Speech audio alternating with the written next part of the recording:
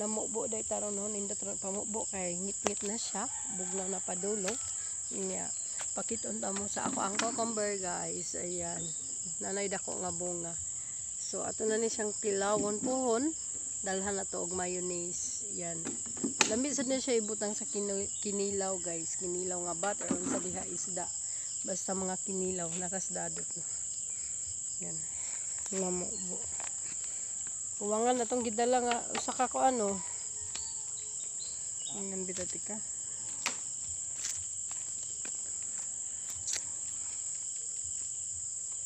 Mangatkat namin sa babaw. So, hapit na ta makakaon pohon. Basta magkugi lang gid ta. Makakaon ra gid sa to ang panom guys no. Yan, ngit-ngit na pa dong.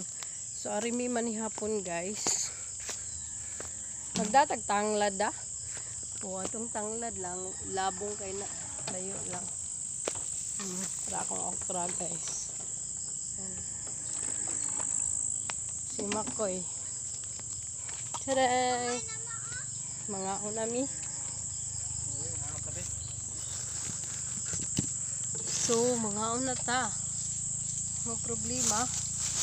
Yami plato guys. Yan, nagdarami o puso. Ngit-ngit na no? Ngit-ngit. Nasa hayag.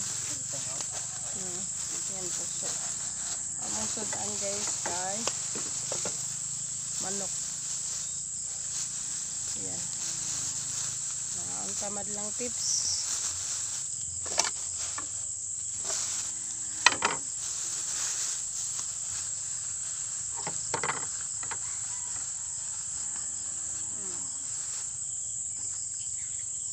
Let's eat.